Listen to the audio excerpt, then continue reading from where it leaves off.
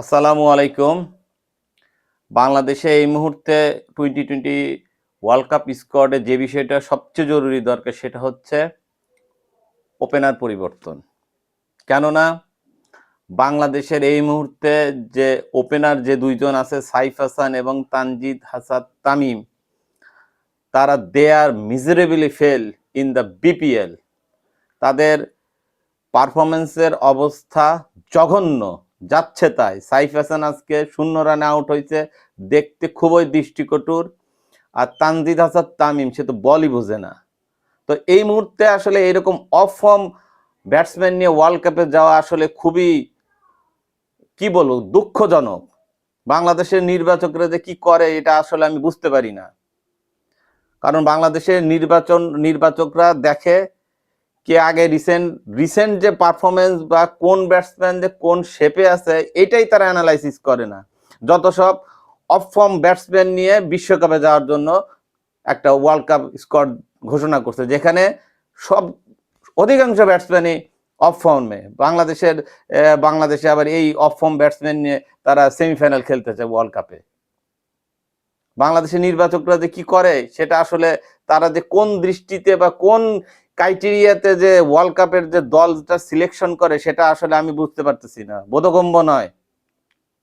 তো এই মুহূর্তে বাংলাদেশের ওপেনিং এর জন্য সলিউশন হতে পারে সৌম্য সরকার। দর্শক দেখেন আজকে যে সৌম্য সরকার ঢাকার সাথে 25 বলে যে 48 রানের যে ইনিংসটা খেলছে, সে ইনিংসটা একটা দেখার মতন, খুবই দর্শনীয় ছিল। দেখেন সে বিপিএল এ শুরুতে 2-3টা ম্যাচ সে মিস করছে, তারপরে সে আবার বিপিএল এ জয়েন করছে, তার পারিবারিক কারণে খেলতে পারে নাই। প্রথম 2টা ম্যাচ ফ্লপ করছে সৌম্য সরকার। তার পরবর্তী ইনিংসগুলো দেখেন 59, 31, আজকে হলো 48, অর্থাৎ সে তার ফর্মেই আছে, টাচে আছে। এরকম একজন ব্যাটসম্যানকে বাংলাদেশ দল কিভাবে ডিনাই করে, কিভাবে নির্বাচকরা ডিনাই করে? সৌম্য সরকারকেই অবশ্যই ওয়ার্ল্ড কাপ স্কোয়াডে টি-20 ওয়ার্ল্ড কাপ স্কোয়াডে অবশ্যই ঢোকানো উচিত। কেননা বাংলাদেশ যদি পরবর্তী রাউন্ডে যেতে চায় অবশ্যই সৌম্য সরকারকে প্রয়োজন। আমি তো মনে করি সাইফ হাসান অথবা তানজিদ হাসান তামিম দুজনে একজনকে দল থেকে বসায় দেওয়া দরকার। তাদের যে ব্যাটিং এর অবস্থা, এই হাল নিয়ে বিশ্বকাপ তো খেলতেই পারবে না। কি করবে? ডাক, নাহলে 0, নাহলে 1, 2, 3, নাহলে ডিজিট, সিঙ্গেল ডিজিট, এভাবেই আউট হবে।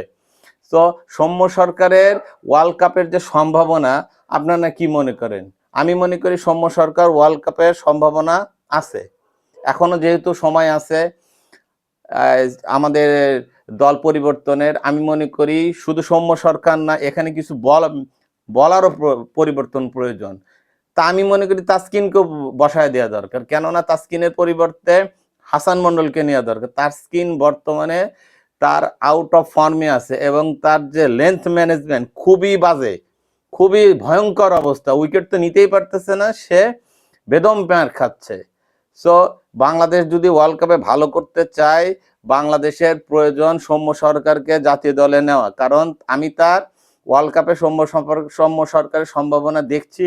দর্শক আপনারা কি মনে করেন? কারণ বর্তমানে সে কারেন্ট যে ফর্মে আছে এটা তার উজ্জ্বল দৃষ্টান্ত উদাহরণ। আমি মনে করি সৌম্য সরকারকে অবশ্যই সিলেক্টররা জাতীয় দলে বিবেচনা করবেন। কিভাবে করবেন এটা আপনাদের ব্যাপার, আপনারা বুঝবেন। কারণ সবকিছু শেষে দেশের স্বার্থ। আমরা চাই বাংলাদেশ ক্রিকেট ভালো করুক ওয়ার্ল্ড কাপে, সেটা যে কোনো প্রয়োজনে যে কোনো ব্যাটসম্যানকেই প্রয়োজনে দল থেকে ফেলে দিতে হবে। কারণ এই ধরনের অফ ফর্ম ব্যাটসম্যান নিয়ে ওয়ার্ল্ড কাপে যাওয়ার কোনো প্রশ্নই আসে না। ধন্যবাদ সবাইকে।